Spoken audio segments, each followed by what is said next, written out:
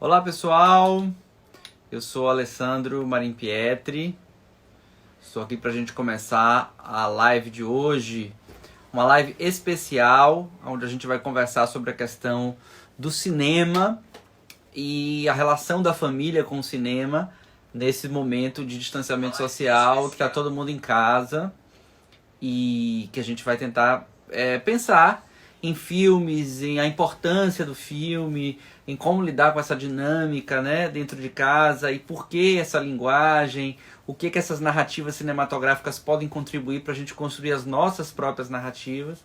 E para isso a gente vai convidar um pessoal que tem feito um trabalho muito bacana no Instagram, que é o pessoal do Tem Que Ver Cine, uma galera jovem que montou essa ideia de sempre oferecer conteúdos de qualidade pra gente, divulgando essas estratégias vamos dizer assim, de democratização do pensamento sobre o cinema, séries e etc. E eles vão conversar aqui com a gente, o Caio e o Fred, tá? Já estão aqui, eu já vou chamar eles direto, pra gente não perder tempo. Como é que é? Cadê eles? Pessoal, acho que vocês têm que pedir aqui para participar. Vocês acenaram para mim, tá beleza, mas eu queria que vocês... deixa eu ver. Deixa eu ver se já tá aqui, não. Pessoal, entra aí, pede para participar para poder autorizar vocês aqui. E, bom, hoje a gente vai dar várias dicas de filmes e séries para as idades. Então, para crianças pequenas, para os maiores, para os adultos, para os idosos, para toda a família. Eu fiz uma lista... Eles têm a deles, eu vou falar de 2 livros que também estão aqui pertinho de mim, já vou apresentar para vocês. Um livro que fala de 1001 filmes e um outro livro que fala sobre as receitas dos filmes. Vamos lá, pronto.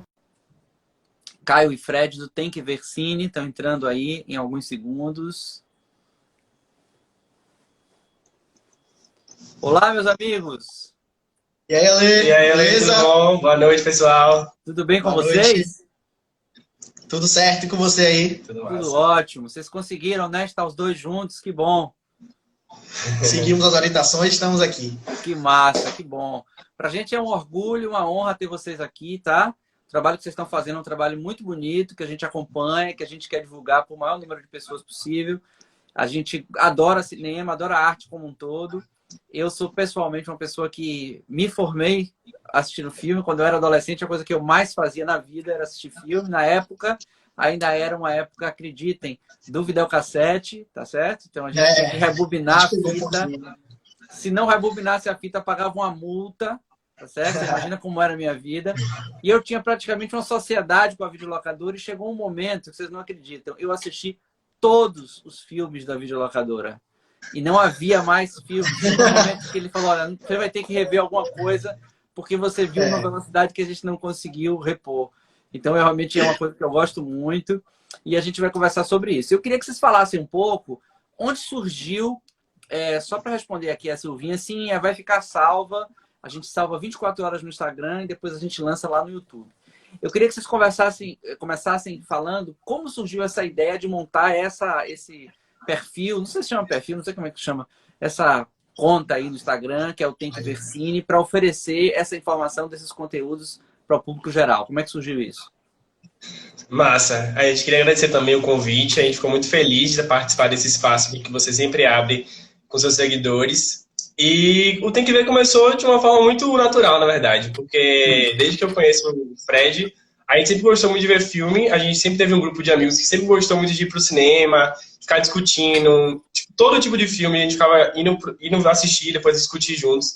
E aí, naturalmente, a gente viu que a gente tinha espaço para poder usar esse nosso hobby como uma maneira também de indicar para as pessoas entretenimento, né?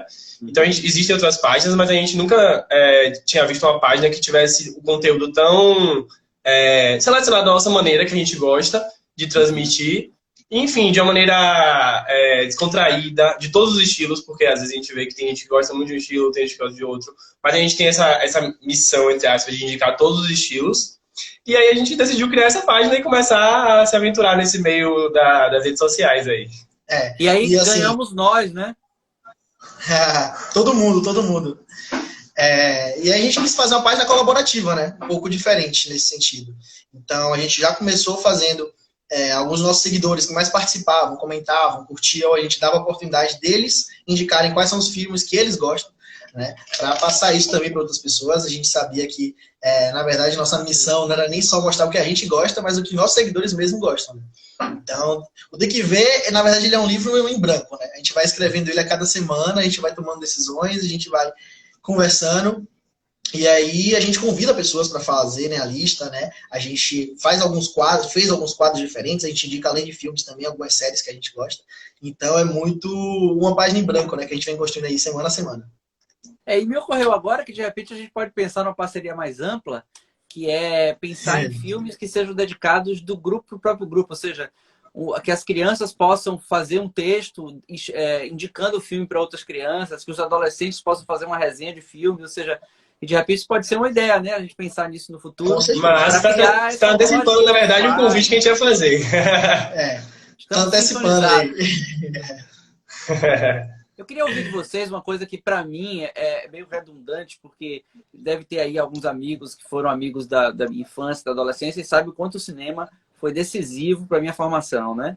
O quanto eu assisti tudo que eu pude, e eu assistia tudo de todo tipo e tal. Eu era realmente uma pessoa muito ligada a isso. Então, para mim, foi crucial.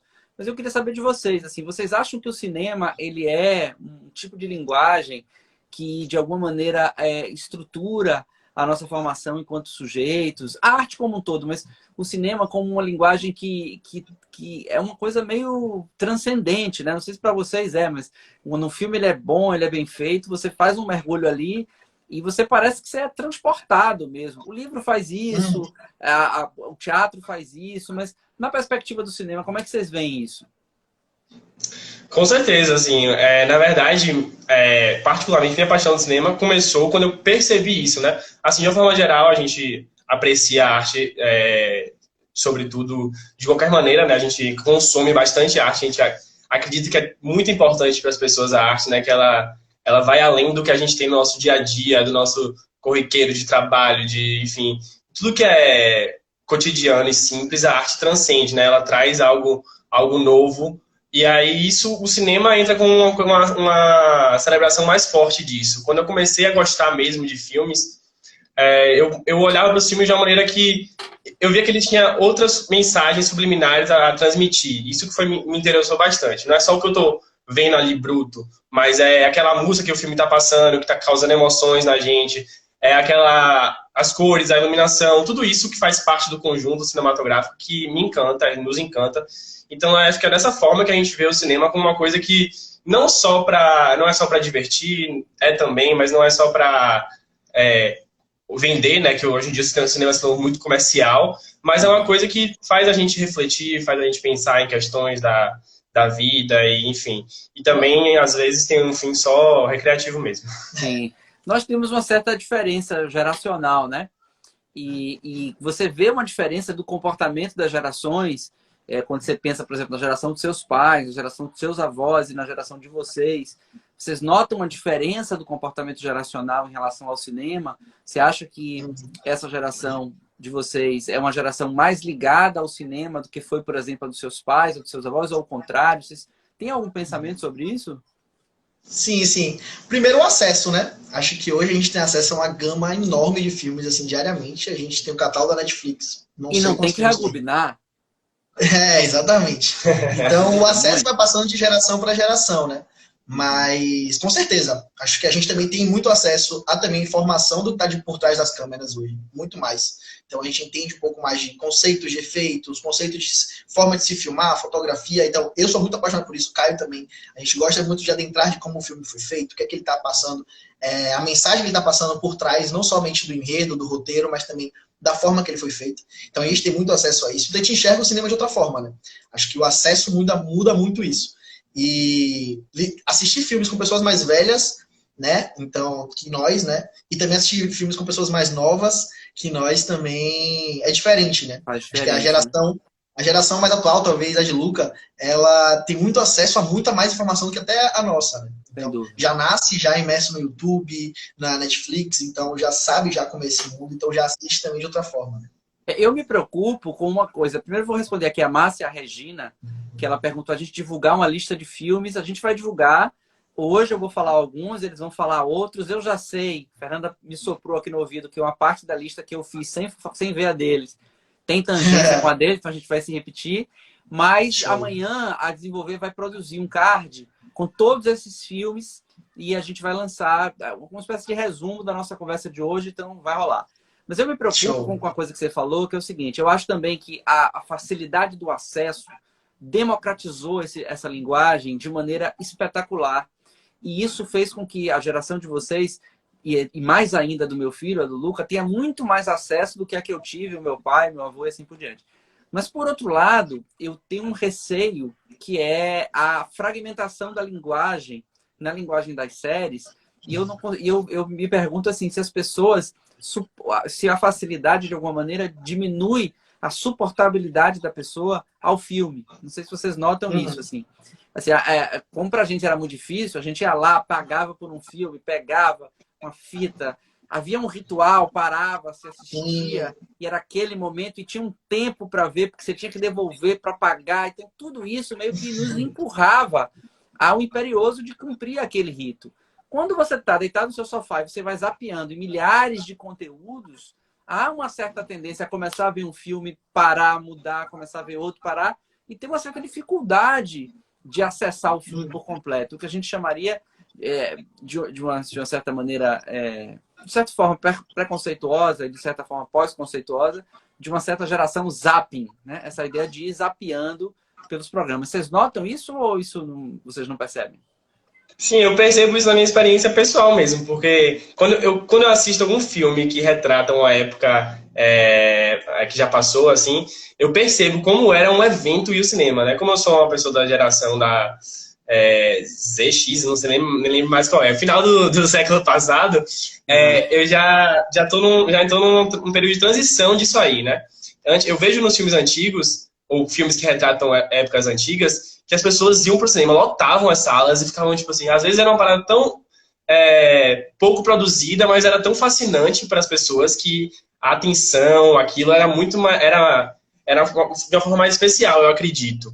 E hoje em dia é o contrário, né? A gente vê que cinema é uma coisa de fácil acesso, a maioria das pessoas tem acesso, e a gente que vê muito filme em casa, eu vejo muito filme em casa, me pego constantemente pausando, me distraindo, e isso é uma coisa que eu luto contra mim mesmo, porque eu valorizo aquilo ali, mas ao mesmo tempo eu tô nesse mundo digital que eu não...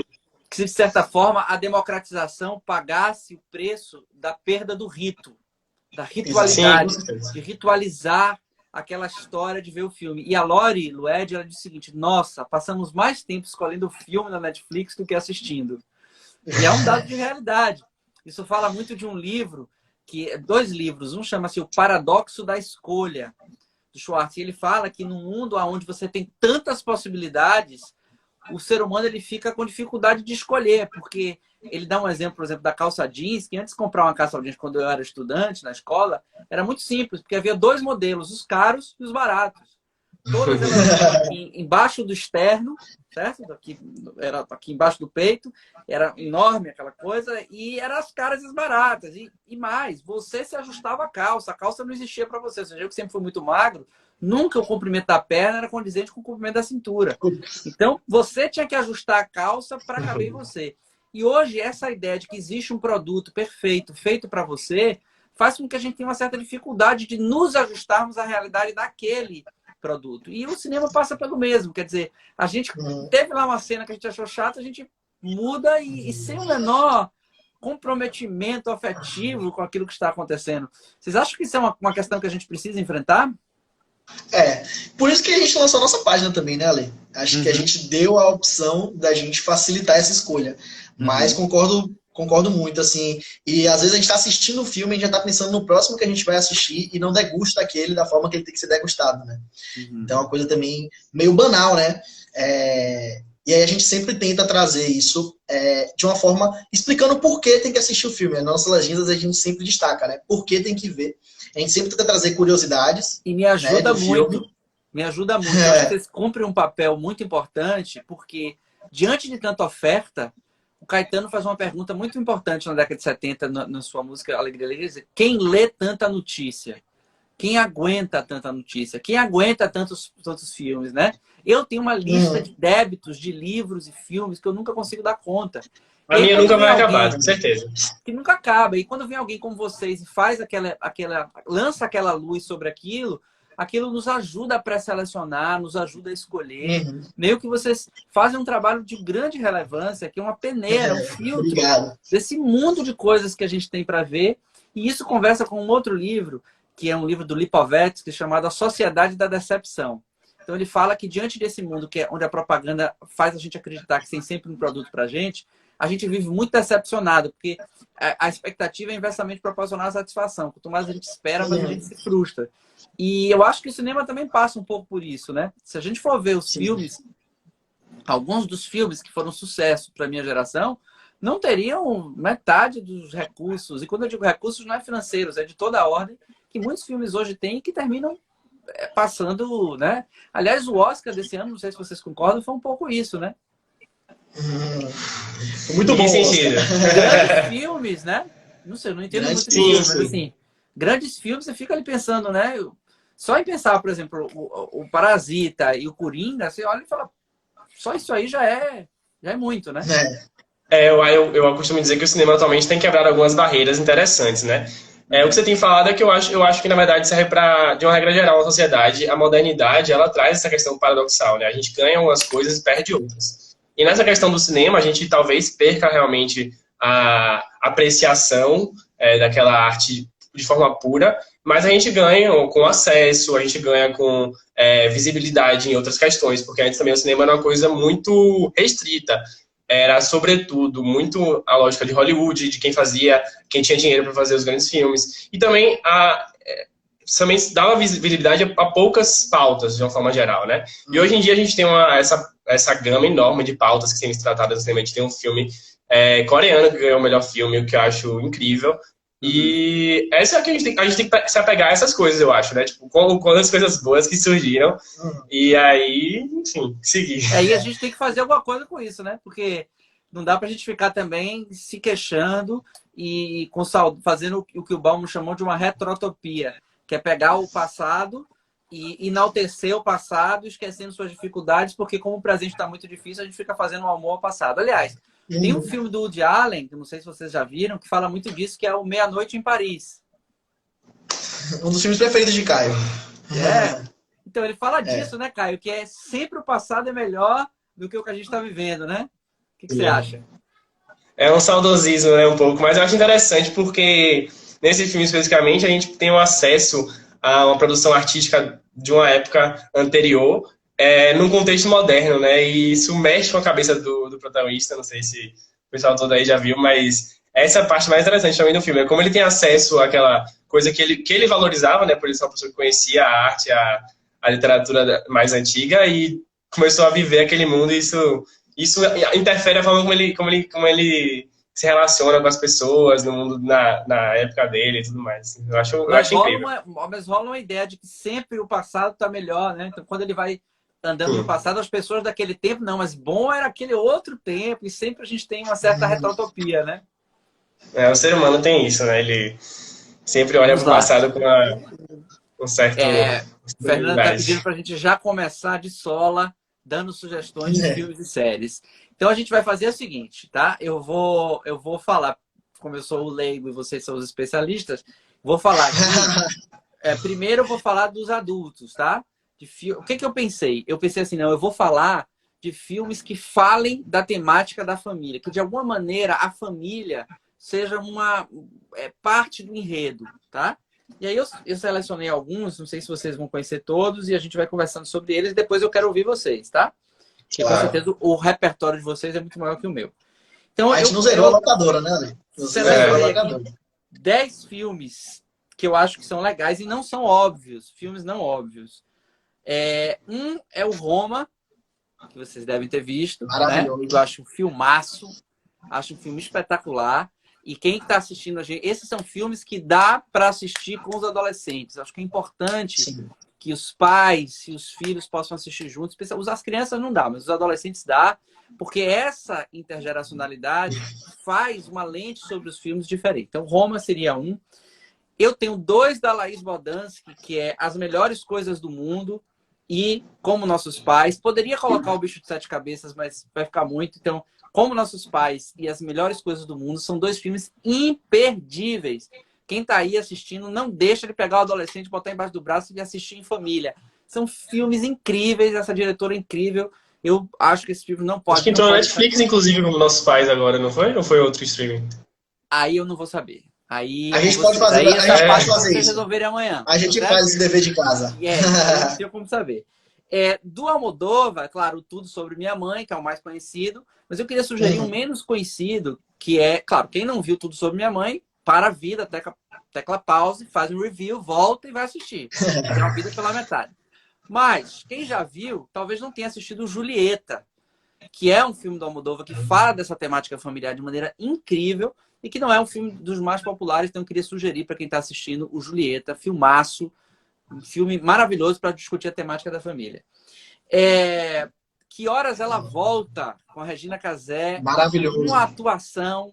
Esse filme me arrebatou. É um outro filme que fala da questão das classes sociais, que fala da desigualdade do Brasil, que fala da escravidão, que fala das tensões familiares, né? De quem cuida de quem. É um filmaço para falar das famílias. Então é um momento maravilhoso. Inclusive, super dialoga com Roma, né? Isso, super dialoga com Roma. Total dialoga com Roma, tanto na estética quanto na temática. E muito. Com a água, então, né? Da água. Tem isso da água também. E já eu vou ler a lista, depois vocês comentam aí a lista. O Filho da Noiva. O Filho da Noiva eu vou deixar para depois, porque vai linkar com outra coisa. Numa outra live, a gente falou de um filme, uma pessoa falou de uma coxa de retalhos. Eu me lembrei de um filme da década de 90, que nem é um filmaço, mas é um filme que eu achei relativamente legal, que é o Coxa de Retalhos, com a Winona Ryder. E ela está em dúvida se ela casa ou não casa com uma pessoa, e ela vai se refugiar na casa de uma... acho que da avó dela, e elas começam a costurar uma coxa de retalhos, e nisso toda a questão transgeracional reaparece. É um filme bacana para se ver. A Pequena Miss Sunshine, que eu já soube, um spoiler que vocês também me indicaram, então vou deixar para vocês comentarem. Um filme pouquíssimo conhecido, mas um dos filmes que marcou a minha vida, é o Elsa e Fred, o filme de 2 velhinhos, que é uma beleza de filme, fala desse lugar do idoso, da vida do idoso, do amor, da paixão, do idoso na cidade. Então é um filme que tem tudo a ver com o que a gente está vivendo. A Família Bélier, né? Um filme fantástico, um filme francês muito bom, que é uma história de uma menina que vive numa família em que todos são surdos, menos ela. Então é um filme espetacular. Também não é um filme muito conhecido, mas um filme muito, muito bom. O Viver Duas Vezes. Esse eu sei que está na Netflix, porque eu assisti lá. É a história de um cara, um matemático, que ele começa a perceber que ele está com Alzheimer e ele resolve fazer uma incursão com a família atrás do amor que ele tinha de juventude. É um filmaço. E, bom, esses são os meus para adultos. Comentem. O que vocês pensaram para adultos? O que vocês acharam? Vamos lá. Massa. Falando primeiro do Roma e do Eu Quero Ela Volta, que eu acho que são filmes essenciais, assim, pra gente entender um pouco como é que funciona a dinâmica da nossa sociedade. A gente pode falar de América Latina, né, já que a gente tá falando tanto de um filme mexicano quanto de um filme brasileiro. Eu acho que são filmes, como você falou, para adultos mesmo. Acho que tem uma questão de uma metalinguagem, uma linguagem mais rebuscada, que nem todo mundo vai ter esse acesso tão fácil, né? Porque são filmes que, assim, inclusive quando eu citei da questão da admiração do cinema em filmes que trazem épocas anteriores, eu falei muito do Roma, que tem cenas, né, eles indo pro cinema, enfim. Eu acho que esses filmes com questões sociais tão explícitas, de uma forma tão bela, retratando de uma forma tão minuciosa, eu acho que são filmes que não podem faltar, né, na lista de qualquer pessoa que está interessada em conhecer um pouco mais sobre o cinema e, enfim, e desvendar um pouco mais dessa sétima arte. Só um comentário, Ale, sobre essa aqui, As Pontes de Madison, filmaço também, com Clint Eastwood, salvo engano. Eu vi que sugeriram também Cinema Paradiso, que é um filme, um dos meus favoritos também, que é totalmente um filme de cinema, um filme falando sobre o filme, sobre cinema. Então, acho que é um filme também muito Bernardo está dizendo aqui intrigante. que você é um jovem velho. Um pouco. Mas eu vou confessar que a maioria dos filmes que você falou aí, eu não assisti todos, assim. Então pronto, aí vocês podem assistir e depois a gente conversa. E eu vou assistir assim. vocês vão indicar que eu não vi. Eu deixei por último, gente, O Filho da Noiva, que é um filme argentino, e que fala também nessa... Vocês viram esse filme? Não. É da sua receita, né, que você falou. Pois é. E aí ele tem um restaurante, e aí ele conversa com esse livro aqui que eu queria indicar para todo mundo que estiver nos assistindo, que foi um livro também que foi muito importante na minha vida, é O Cinema Vai à Mesa. Então eles discutem os filmes e dão as receitas que estão no filme. E com esse livro nós montamos uma confraria algum tempo atrás que se chamava Cine e Gula. Eu e alguns amigos que talvez estejam aí nos ouvindo. Eu vou copiar essa ideia, com certeza. A cada tempo. Terminamos, não nos reunimos muitas vezes, não foi tão possível, mas nos reunimos algumas vezes. E a gente assistia o filme e fazia o prato que tinha no filme. São pratos codorna com chocolate, são pratos elaborados. Rebuscados. Então vale a pena, quem puder, esse livro é um livro que eu super recomendo. E aí O Filho da Noiva é um dos filmes que está aqui, que aliás faz uma receita que eu fiz aqui em casa essa semana, que é o fettuccine dentro do queijo parmesão e a tiramisu. Então são filmes muito bons, em geral filmes muito bons, porque é o Rubens Eduardo Filho que faz a ideia da discussão dos filmes, e as receitas em geral também muito boas. Então, que uma boa dica para quarentena, comer bem, assistir bom filme, tá de bom tamanho. Agora eu queria a lista de vocês dos filmes para adultos. Pronto. O que vocês pensaram? Antes, a gente também tem um livro ali, que é o livro do cinema. É uma coleção que mostra cada década, né? Principalmente a partir do século XX, né? Os principais filmes de cada década. Então é um livro bem interessante, que a gente tira os principais diretores, né? Então dá para ter as estéticas. Exatamente, uma a visão de técnica. enciclopédia do cinema. Isso. Ele começa lá desde os curtas dos irmãos Lumière, não sei. Quem conhece cinema sabe que foi os precursores aí do cinema. E vai até os filmes atuais. Acho que o último, se não me engano, é Boyhood, um filme que a gente vai até falar aqui. Isso. Só um comentário da sua lista, né? Que principalmente por serem filmes menos blockbuster, né? Digamos assim, mas no mundo cult, digamos assim. Eles mostram a simplicidade também, né? Roma, Que Horas Ela Volta, são filmes que têm uma simplicidade muito grande no dia a dia, né? Então, isso que toca muito a gente. Eu acho que a gente gosta muito de filmes assim, né? O Kleber Mendonça Filho, né? Que é o diretor brasileiro.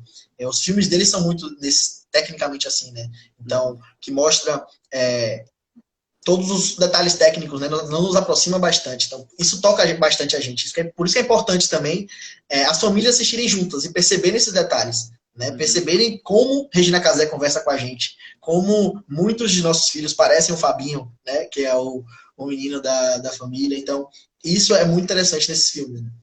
Mas sim, vamos começar a nossa lista. Vamos lá. Tem o primeiro filme que já comentaram aqui, né? Que é o nosso filme que a gente divide aí como um dos nossos filmes preferidos, que é A Vida é Bela. Né? Filmaço da década de 90, que mostra a relação de um pai com um filho, né? Num ambiente um pouco diferente, que é um campo de concentração, né? Um pouco hostil. Um pouco hostil. Hostil e um pouco não, né? Eu acho que é eufemismo demais. Claro. Muito hostil. Né? A experiência humana talvez mais terrível que qualquer pessoa possa ter, né? Uhum. E o interessante do filme é como ele usa a ludicidade, né, para poder mostrar uma outra perspectiva desse campo de concentração. Então, eu acho que é um filme que emociona, que toca, que choca, como todo filme que fala de nazismo, mas é um filme que busca um outro olhar e que eu confesso que não vi em outros filmes ao mesmo tempo. Então, com certeza um dos nossos filmes favoritos. Uhum. Eu gosto também desse filme. Diga. Que bom. O segundo filme que a gente fala é o Pequena Miss Sunshine, né? Que você já trouxe, que é, na verdade, um filme que mostra o contexto de uma família como um todo, uma família toda, na verdade, né? Até o avô, que fazem, né, a Rota 66, né? Vai de costa a costa dos Estados Unidos por causa do desejo da filha, né? Da criança que quer ser a Miss Sunshine. Então, todas as problemáticas que envolvem. Numa Kombi que a buzina quebra no caminho. Então, Cláudia Siqueira, que está aí nos ouvindo, essa história lhe lembra alguma coisa. Na época que eu levei professores lá para o Instituto Siddhartha dirigindo uma Kombi. E aí, como também cada personagem tem a sua individualidade, né? Acho que isso é muito interessante, como uma família, mesmo com poucas pessoas, né? Aparentemente, cada um tem sua individualidade. Uhum. Então, o menino, né, tem seus próprios conflitos internos, ela tem os seus sonhos, o que é que ela quer fazer, o avô, nossa, muitas problemáticas que envolvem o avô, o pai nem se fala, né, querendo todo tempo se provar como o melhor pai do mundo. Então, esse é um filme que, com certeza, tem que parar um tempo para assistir e discutir depois com a família, né? E eu queria só, como eu não comentei, eu queria falar que a Pequena Miss Sunshine também ela lança à luz a uma temática que é o lugar da criança na sociedade. Ou seja, como a criança tem ou não tem oportunidade de viver a sua infância. É um filme que lança à luz a essa dilemática, que ser criança, ou seja, atender a um critério etário, são aqueles que estão antes da puberdade, não garante as condições essenciais para se viver uma infância.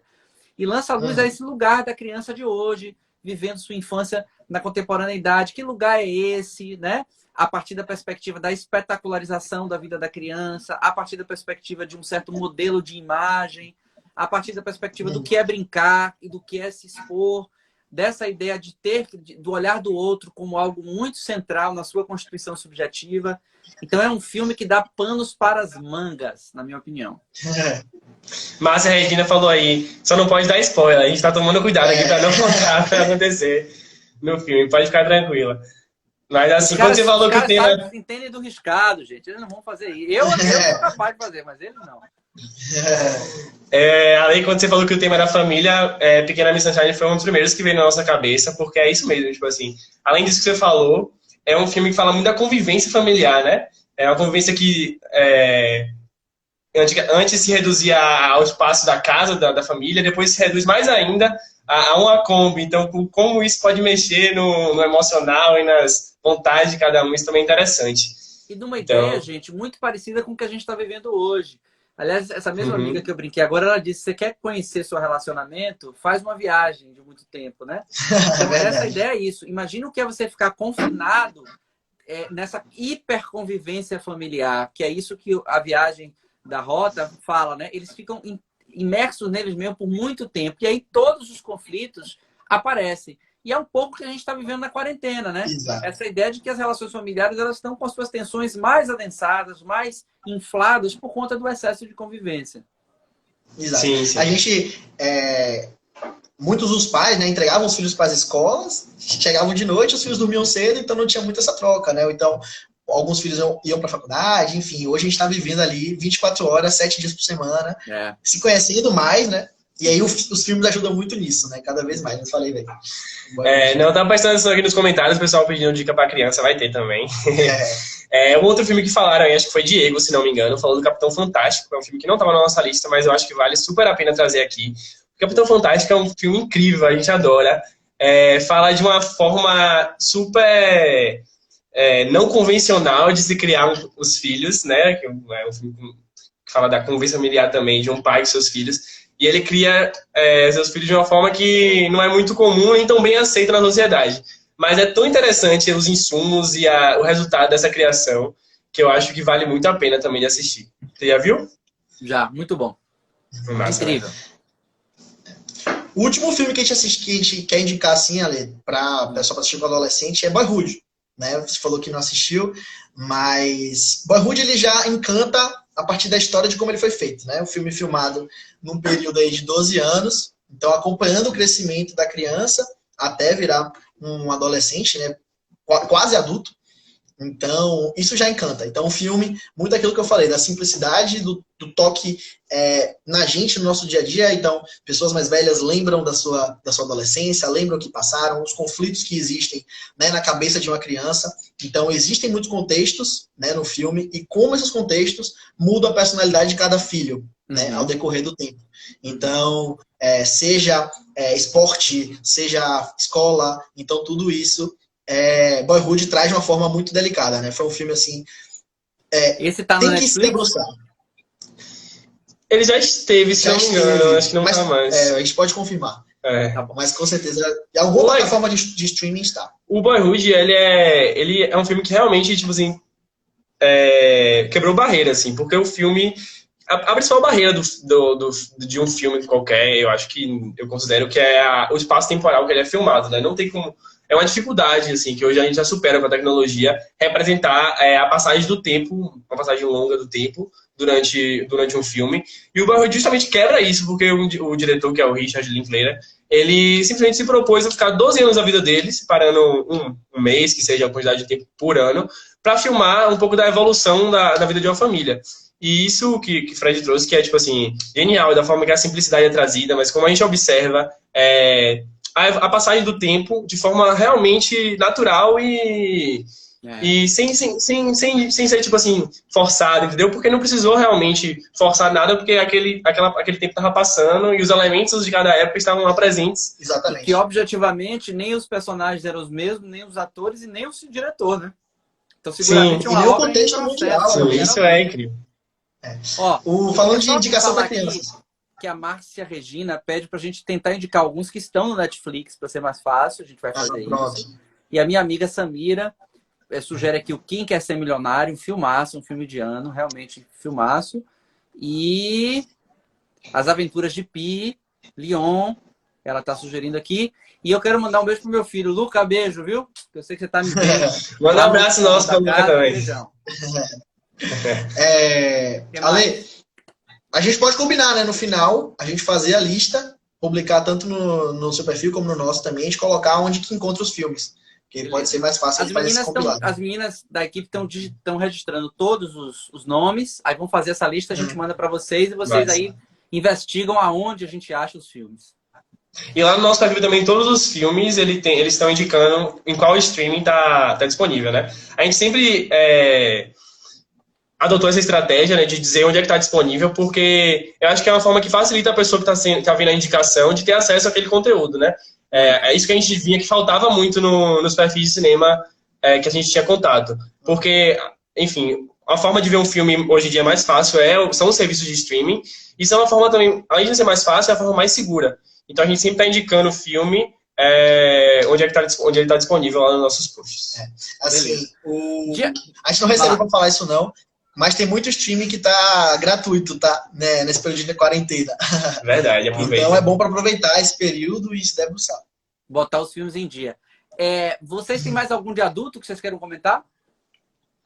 A gente não fez foi essa nossa lista, né? A gente entra agora nos mais infantis. Tá, então agora eu vou falar os meus infantis primeiro, e aí depois vocês falam de vocês pra gente ver o que coincide, tá?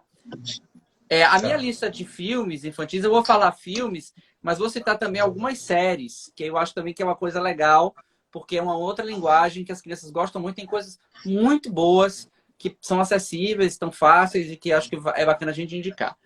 Os filmes, né? O que eu pensei também, né? Em filmes infantis que tenham essa temática da família. Ou seja, que a temática da família de alguma maneira esteja presente e tal.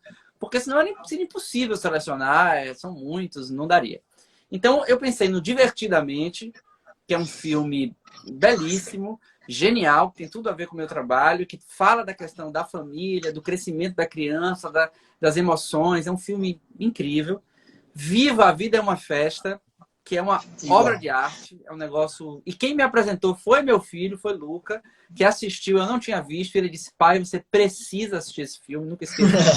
E eu disse, então vamos assistir. Eu assisti, além de me emocionar muitíssimo, eu vi ali uma potência para as famílias, assim, aquilo é incrível, um filme realmente que vale muito a pena. Tem dois filmes que foi me indicado por Thaís, minha amiga, que estão no Netflix, que é O Pequeno Nicolau e As Férias do Pequeno Nicolau. É um filme não óbvio, é um filme não Disney, é um filme não blockbuster, mas é um filme francês, salvo engano francês, e que todo o enredo fala da perspectiva da criança sobre os fatos. E é muito bom esse filme, porque ele mostra como o Nicolau vê as coisas, como ele percebe as coisas sobre a ótica da criança e como aquilo tem um sentido de verdade para ele. Então, são dois filmes incríveis na Netflix, muito bons. A Fantástica Fábrica de Chocolates, tá? Que foi uma sugestão do meu amigão, Gael, filho da minha amiga Samira. Um abraço, Gael, que indicou esse filme, que eu acho genial. Acho que as crianças precisam assistir. Fala da temática da família, fala das relações. É um grande filme. Os do Harry Potter, né? Todos aí. Né? Meu filho é um fã máximo do Harry Potter, então eu assisti todos. E é engraçado que a gente foi escalonando o que ele podia ver com a idade, então é uma coisa que ele acompanha. A mesma coisa aconteceu com Star Wars, com a grande ajuda de uma pessoa que disse que nós três temos que mandar abraço para ele, que é o Matheus Queiroz. Vocês têm que E ele foi dando a dica, olha, se dá para ele assistir, se não dá, agora não, espera um pouco. A gente foi obedecendo as orientações dele. E o Extraordinário, que o pessoal já sugeriu aí, né? Que é um filmaço vindo de um livro, mas um filme lindíssimo, realmente um filme muito bom. E um antigo filme, que eu não sei se o pessoal dessa geração do meu filho viu, que é o Fuga das Galinhas. Que eu também não sei se vocês viram, mas que é um filme que eu acho potente para essa discussão que a gente está falando. Aí, eu vou sugerir... Mensagem muito importante. De séries, eu vou sugerir o N com E, que é uma... Para mim, aquilo ali é do outro mundo, é uma obra de arte, é outra história. Todas as pessoas deviam assistir aquilo. Não é uma coisa célere, não é uma aventura, tem uma linguagem diferente, mas é para ser absorvido com calma e paciência, porque é muito bom. A transformação dos personagens é de uma beleza, aquilo é espetacular. Aquilo daria, para nós psicólogos, uma tese, né, de doutorado, porque é inacreditavelmente bom. Acho que foi cancelado, inclusive, né? Infelizmente. Mas acho que não, acho que houve cancelaram e voltaram. Do pessoal, fizeram lá uma passeata e tal. Fizeram um protesto. Rodar de novo. E aí tem duas outras séries, que essas são indicações do meu filho Luca. Uma é o Desplugados, que é uma série que eu assisti com ele, que é muito legal. E que lembra um pouco um livro que eu li quando eu era garoto, chamado A Droga da Obediência, e que é um plano dos adultos de implantar um chip nas crianças para dominar as crianças e tornar as crianças obedientes. E aí tem dois irmãos gêmeos indianos, que um tem medo de dentista, não vai, e aí o irmão, que é o gêmeo, recebe os dois chips, e aí ele começa a perceber que existem alguns crianças desplugadas, e esses desplugados fazem um movimento para tentar contra-atacar esse plano mirabolante, diabólico desses adultos malfeitores que querem controlar as nossas crianças. É uma série muito legal, divertida, dinâmica, eu acho bem legal. E uma outra que o Luca gosta muito, que é o Super Detetives, que é bem interessante a maneira como as crianças percebem o que falha na história, e é muito legal. Mas o DPA não é uma série, né, Nanda? Nanda tá sugerindo que o DPA, os filmes do DPA são ótimos, né, mas não é uma série. Show. É uma série? Sua lista pareceu muito com a nossa, viu, Ale? Vai lá. A gente ia citar também Divertidamente, Viva, né? Alguns dos filmes que você citou. Eu selecionei aqui Klaus, não sei se você chegou a assistir. Sim. É o filme da Netflix, foi indicado ao Oscar, a animação, que mostra a relação dura, né, do filho com seu pai e o castigo que o pai coloca nele e como ele lida com isso, né? Então, como ele também tem uma relação muito difícil com o pai, e como é que ele transforma isso, né, no seu dia a dia e cria a relação no novo lugar que ele está, né? Então é muito interessante, Klaus. Foi um filme assim que foi muito legal de assistir, que as crianças podem assistir facilmente com seus pais. Tem os Croods também, né? Acho que o pessoal colocou aqui. Um filme que mostra uma família, né, nos tempos da caverna. Então, muito interessante como é que eles lidam com o dia a dia de ter que caçar, né? E como é que eles lidam com o diferente. Desculpa lhe interromper. A resistência do pai em aprender o novo. E esse conflito de gerações, né? A tradição versus a inovação. Esse é um tema, como os pais precisam aprender com os filhos. E quando os pais precisam perceber quando os filhos já estão prontos para nos ensinar. Essa grande virada da saída, né, da transformação do filho naquele que se iguala em determinadas condições com o pai, isso é muito interessante, esse filme, para esse filme. Inclusive, quando você fala muito, a gente fala do conceito de filme infantil, eu fico até me mordendo aqui um pouco, porque todos esses filmes de animação eu gosto até hoje, eu espero continuar gostando durante muito tempo, porque eles têm lições belíssimas para ensinar. A gente é fanático aqui, principalmente... Peraí que meu filho já vai dar uma dica. Você vem aqui dar essa dica. Não, você. Mas eu queria falar uma coisa que a gente tem feito aqui em casa, que é o seguinte. A gente tem assistido filmes da minha infância com ele. Eu também. E isso foi muito importante para a nossa relação. Primeiro porque é um susto para ele ver aqueles filmes feitos com aquele nível de tecnologia. Então, História Sem Fim, que foram filmes assim marcantes para minha infância. De Volta para o Futuro. Então, ele assistiu e ele fica... É o Jumanji, né? Que já não é tão antigo. E ele assistiu e ficou muito impactado. Adorou. Foi uma aventura. E eu pude falar para ele como era a minha infância, que eu tinha um boneco do ET que acendia o coração. E como era isso. E dali a gente fez uma série de conversas de como era a minha vida naquela época. Como as coisas aconteciam sem celular. Então foi interessantíssimo pegar filmes antigos para fazer trazer a vida dele, que é uma vida tão recente no mundo. E foi um momento riquíssimo, então eu sugiro isso aos pais que estão nos assistindo. A gente ia sugerir exatamente isso, Ale. Eu também, pessoalmente, né? Tenho uma filhada de 7 anos.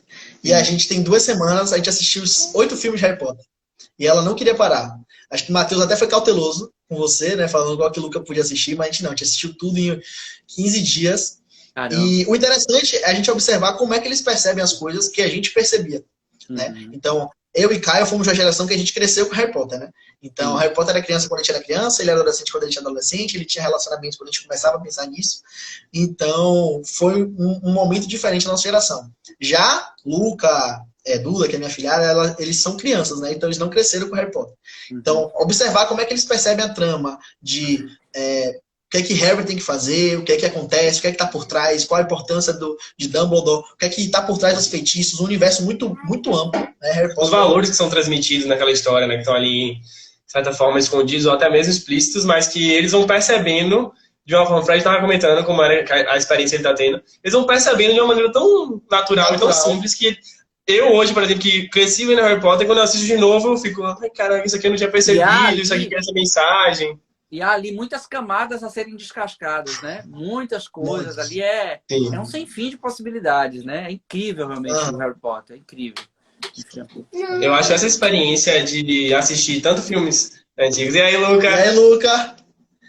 Beleza, velho? Beleza. Qual a sua indicação? Que você queria sugerir a série que você queria sugerir, que eu esqueci de falar que você queria sugerir? Zoe e Raven. Zoe e Raven, né? A história de uma... se escreve Raven, mas é Raven.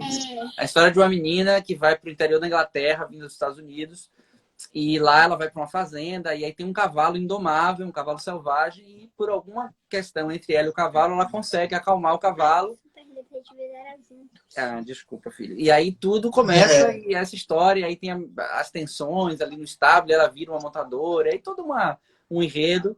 É uma série legal, né, filho? Show. Ele gostou muito. Uma última indicação, Ale, que também foi do meu tempo, né? Que eu assisti quando era pequeno. É Pequenos Grandes Astros, né? Sim. Que é um filme que mostra crianças no orfanato, né? Então é uma outra noção de família, como é que eles lidam, então, com aquilo de não terem pais, essa expectativa. E envolve o basquete, né? Que pessoalmente é uma paixão muito minha. Então, que é muito interessante assistir também com as crianças, né? Crianças que não têm pais, né? Que os pais abandonaram, no caso, como é que eles lidam isso em família, né? E eles são o apoio de cada um. E como é que eles... Enfim, a trama é muito interessante. Foi um filme que eu assisti quando era pequeno e que me fez pensar muito isso também, né? Então, né, é muito bom mostrar também essa outra realidade. O cinema é muito isso, né? Mostrar realidades que não estão acessíveis no nosso dia a dia e para a gente entender que existem outros e é uma transcendência, de família, né? É uma possibilidade de transcendência, da gente, né, ir para outros lugares. Filho, e aquele filme que você pediu para eu falar, terminando falando, do kart? Do kart nervoso. Kart nervoso? Como que é esse filme? Fala aí. Não consigo explicar, não. Tenta explicar, pai. É um menino. Sim. Que ele... Não, fala você. Que ele quer fazer o quê? Ele quer... Como que é que ele quer? Ele não quer montar kart. Ele quer dirigir. Não, mas antes ele não queria dirigir. Aí depois ele descobre que quer. Aí depois ele descobre que quer. E ele tinha uma paixão por carros, vinda de quem? Quem ensinou ele a ter paixão por carros? O pai dele. Isso. E o pai dele tá morto. É a história de um garoto que perdeu o pai era apaixonado por carros, e ele se muda de cidade com a mãe. E lá, por coincidência, ele vai numa festa, que é num autódromo de kart, e aí ele dirige e ele descobre que ele tem um talento. E aí um ex-piloto vai tentar treinar ele, e aí toda a trama se desenrola e tal. E Luca gostou bastante desse filme, não foi? Massa, vou assistir, Luca. Vou colocar aqui na minha lista. Vai lá. É isso, mais Ale. alguma coisa aí? Esses são nossos filmes. A gente também... eu acho que esse ponto que você tocou agora é o mais interessante, que é justamente colocar pessoas de diferentes gerações, né? O âmbito familiar é perfeito para isso, para assistir filmes de diferentes épocas. Então, tipo assim, a mesma forma que você apresenta para a Luca os filmes que você assistia quando você era pequeno ou mais novo, ele te apresenta filmes que ele está assistindo agora e que você também tem acesso para poder discutir esse conteúdo com ele. Eu acho massa. E aí a gente trouxe também, a gente pensou em 2 séries que são bacanas. Eu acho que até 2 pessoas citaram aí. Uma foi a Typical, que é a história de um rapaz que tem autismo. E aí como a família dele lida com isso, como ele lida com isso na escola, o meio social, as amizades, enfim. E é muito legal. Os personagens são muito cativantes, você se envolve na história. E eu acho que a série tem uma outra abordagem diferente do filme, né? Que a gente fica mais tempo vendo aqueles personagens, aquela história. Então a gente se apega talvez um pouco mais. E eu acho que é uma outra alternativa bacana para quem tá procurando um conteúdo legal aí. Tá A na Netflix Typical também. muito legal, muito legal. E tem também o Sex Education, né? Sim. Sex E aí Education já é é pra incrível. galera Inclusive, maior, né? eu indiquei pra minha mãe, eu indico pra todo mundo que eu acho que tem que assistir, tem uma geração um pouco anterior, que eu acho que é importante, porque o Sex Education, ele fala de questões de sexualidade, de relacionamento na adolescência, né? Se passa no ensino médio da Inglaterra. Só que ele fala de uma forma tão atual, que é o que a gente vê hoje. Assim, a gente é de uma geração que já passou um pouco enfim, já era um pouco mais restrita nesse sentido, né? A diversidade não era tão presente como é hoje, ainda bem. E essa série, ela mostra a diversidade de uma forma belíssima, assim, de forma espontânea, natural. E eu acho que é isso que tá acontecendo hoje nas escolas. As pessoas estão mais... os pequenos têm mais acesso a todos os tipos diferentes de manifestações de amor, enfim. E a série retrata isso de uma forma muito bacana. E aí a gente sempre indica, tanto para pessoas mais velhas quanto mais jovens. Eu acho também. Agora é uma série para adolescentes um pouco mais velhos, né? E para adultos, não é série para criança. O que eu vou recomendar para os pais, muitos pais me perguntam o que ver, como é que filtra, como é que a gente faz. A minha recomendação é assista, veja, avalie ou busque alguém que já o tenha feito, como foi o caso do Harry Potter, que eu me vali de Matheus, que é uma pessoa mais jovem, que já tinha visto, e agora já adulto pode dizer, ó, isso aqui dá, isso aqui não dá, mesmo que eu não tivesse visto. Então, ou você vai buscar alguém de sua confiança para ver, ou você vai ver. Por quê? Existe a indicação etária, que deve ser respeitada, mas você conhece sua criança. Meu filho, por exemplo, assiste alguns filmes que são para 12 anos, porque eu avalio que ele pode assistir. Assistiu todos... Só um instante, não. Assistiu todos que eram do Star Wars. Então, assim, é porque eu acho que dá para fazer. Eu tô com ele, eu tô ali. Se tem uma cena ou outra, eu faço um combinado. Então, é muito importante que os pais, primeiro, se deixem ser indicados pelo que seus filhos escolhem. Segundo, tenham força simbólica para poder apostar em coisas que são importantes para vocês, para que sejam para eles. E terceiro, façam esse filtro com a ajuda luxuosa, maravilhosa, magistral de vocês. Mas cada pai vai ter que ir lá, olhar, ver, depurar e perceber se aquilo funciona ou não funciona para o seu filho. Fala do conteúdo de... tá bom. Nana tá me dando uma sugestão aqui, porque, Luca, os filhos aprontam com a gente, né, gente? Vocês sabem disso. Os filhos vêm para dar rasteira na gente. Então, você vai lá e cria o cara com X gosto musical, chega uma hora da vida que ele faz a virada dele e que aí o gosto dele é o gosto dele. E a gente educa com o menino, com uma série de coisas e tal, referências, e ele faz a virada dele e o gosto é dele. E assim foi com uma série chamada Chica Vampiro. Uma série que eu não sei de que país não sei se é mexicano, de onde é, e que era realmente, na minha opinião, muito ruim.